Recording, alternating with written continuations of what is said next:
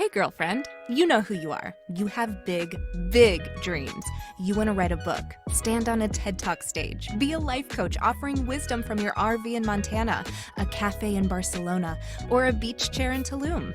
Your other girlfriends and your family, they don't always get your biz savvy. Why do you want to leave your JOB?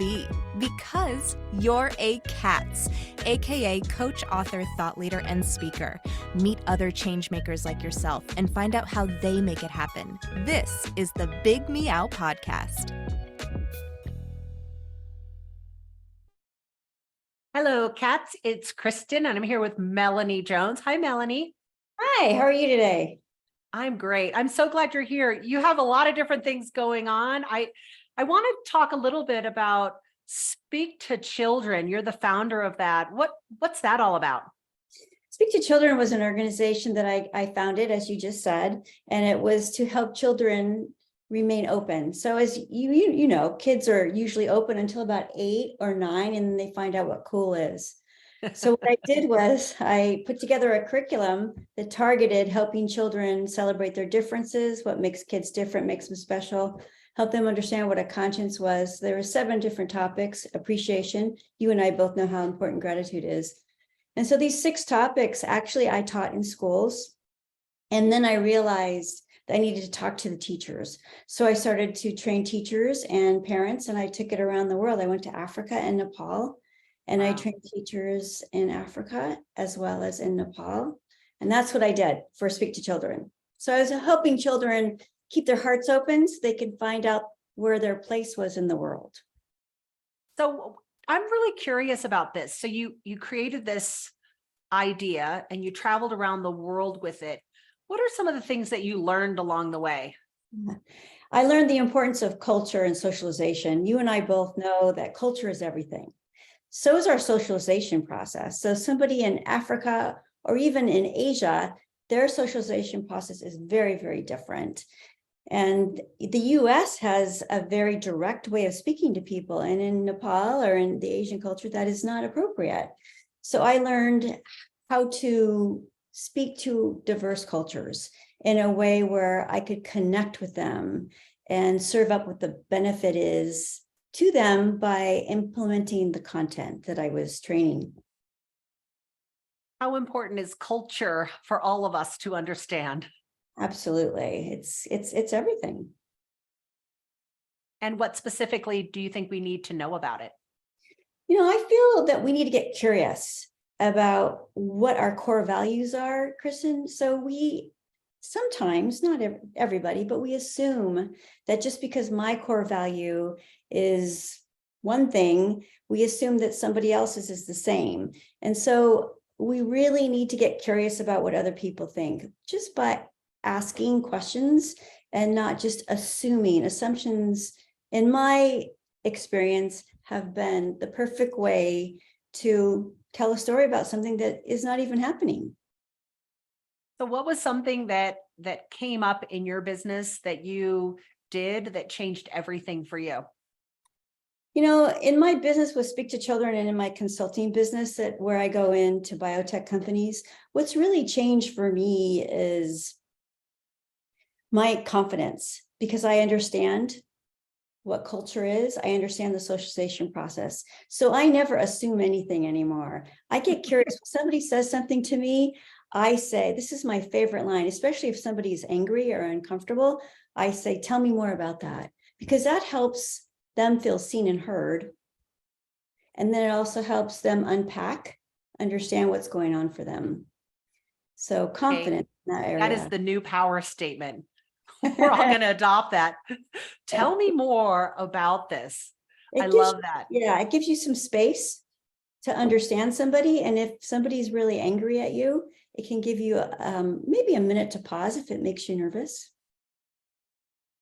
That's interesting. I think when you're dealing with organizations and a lot of different viewpoints, or if you're a C.A.T.S like all of us, you're dealing with a lot of different types of clients, you know, having a strategy to keep open channels of communication is really key to just being able to work with so many different types of people. What are some of the questions that you use to learn more about the different cultural I guess we'll call them priorities or situations in an organization? So when people come to me and they hire me and they'll say, well, we really want leadership training. I want to find out, well, what does that mean to you? What does that look like? What have you done in the past? So it's asking those questions because I don't want to assume that they know what they want or that I know what they're talking about. And that shows them that I'm interested and that I want to collaborate. What happens if they don't know the answer to those questions? I mean, I think that, a lot of us are navigating into the unknown these days. The world is like, it's a little bit of a gray area. So what if you actually don't know the answer to any of those questions? Well, I think that for me, that's exciting. That's a great place to start because it's a wonderful way for me to do some more detective work, to do a deeper dive as to what have you done in the past? What are your employees telling you? What have you heard? And I've had people say to me, we've never even had training. So then I've had to start at the very low level, not low level as far as intellect, but just slowly finding out how they process information, because our brains process information very different. The lens that you see the world and the lens that I see the world is very different based on how we're socialized and what our culture has taught us, right? So I just start getting them to think about what they've done, maybe what their people have told them. And if I get nothing, then I start with a tool. It's called the ladder of inference. It's getting people to understand how their brains work, how we make assumptions, and then from the assumptions, we decide to take action. So what would you say to a coach who's out there who wants to take their wisdom and go teach around the world like you did? How do you do that? I believe deeply that it's important to keep a revenue stream. So don't quit your day job. You do? I would have told my younger self that. Right. I would figure out a way to do that. And then I would also, in addition to that, to keep my dream or to keep that business idea alive, I would get a mentor and I would also get a coach. And if you can't afford those things, reach out to me and I would be happy to help any of the C.A.T.S. Because of my own experience, coaching is critical because you raise your self-awareness about what your challenges are and perhaps maybe some thoughts or assumptions that you need to change or shift. Right. And I'm sure it wasn't something like you just came up with the idea and then overnight, you're on business class flight to Nepal, right? Correct. No, So, there's a process and, there's a lot of things that have to come into play before all of that is playing out. I took a lot of time for business strategy. Did I take a big risk? Oh, yes. Did I scare my parents? Heck yes. But I knew in my heart that it was the right move for me. Yet, if I were to speak to my younger self, I would say keep a revenue stream going while I launch this, because I quit my job and I just started from scratch. Wow, that's super brave. I think there are a lot of women out there now, especially in the C.A.T.S community, who are new to becoming a coach. They are new to writing a book or giving a talk. And sometimes it's like, oh, I'm just quitting today and I'm going to figure it out. And what surprises women, I think, is that it takes a lot longer than you think for everything to click into place, where you actually have the momentum that you need to sustain yourself, as an entrepreneur. Absolutely. And you need support. And you don't know what you don't know, right? And right. So why not hook up with somebody who's either done it or somebody who you trust, who's a really good business strategic thinker. That's really important. And to do your research on what you want to do. People that want to be coaches, I always like to ask, why is that? Why? What does that look like to you? How much do you need to live? And everybody, and that's a good question. He wants to buy those new shoes. So there's certain things you have to give up. Absolutely. So what's next for you, Melanie? I have just started to go back into the workplace and work 40 hours and starting to look at what more do I want to do. So I'm starting to do more team coaching within corporate arenas.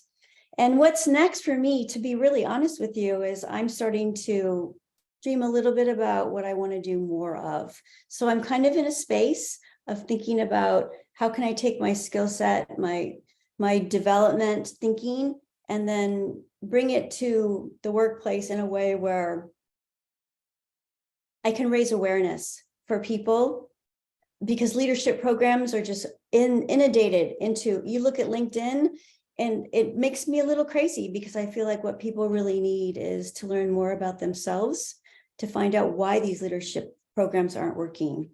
So I want to do a spin on leadership programs and start to talk to people about why it's not working.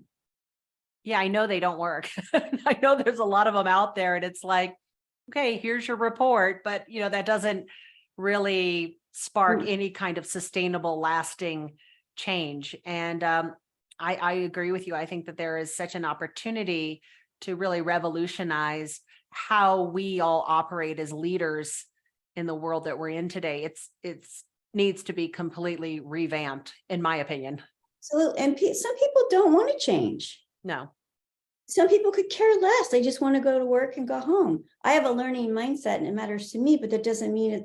Why do what I value have to be the same as what someone else values?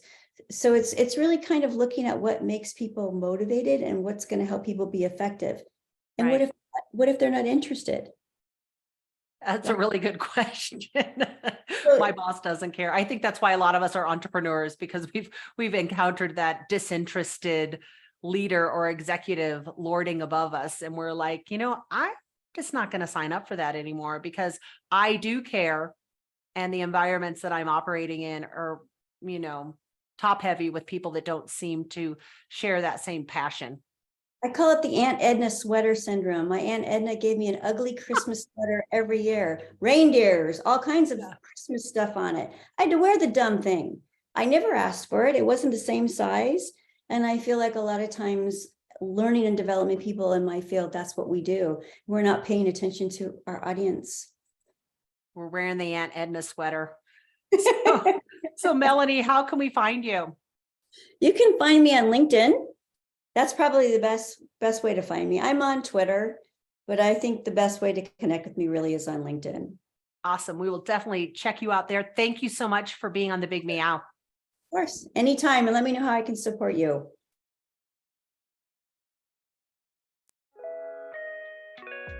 Thanks for listening to the Big Meow podcast, sponsored by C.A.T.S Network. If you liked what you heard, please take a moment to subscribe and share this podcast with your friends. You can also join our network filled with positivity and possibility.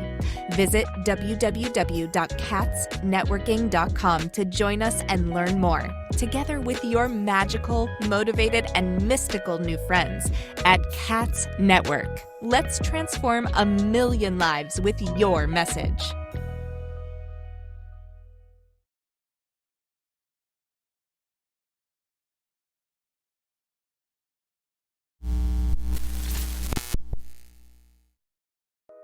Are you feeling isolated, sitting at home in your PJs? Or perhaps you're tired of the comfy sweatpants with holes in them that are hidden just below the camera? I mean, you could puke at the thought of another day of Zoom meetings and reporting to your BOSS. Do you want freedom from your home office desk or the office cubicle? Do you want freedom from your current career? Or are you frustrated that your online biz dreams are going nowhere? It's all too overwhelming. Where do you start? All the tech, the choices, and your message. Yep, I said your message, your brand, your voice. What is it? Do you even know what that means? Do you need a biz coach but don't want to invest the big bucks? Let's face it, being a solopreneur is lonely, but you don't have to do it alone. And here's a solution.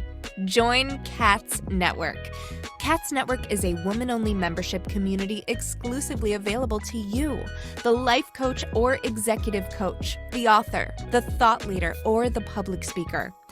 If you identify with this list or want to work on adding some of these to your skill set, C.A.T.S is the place for you. Check us out at www.catsnetworking.com. That's C.A.T.S networking.com. Because let's face it, cats are better together.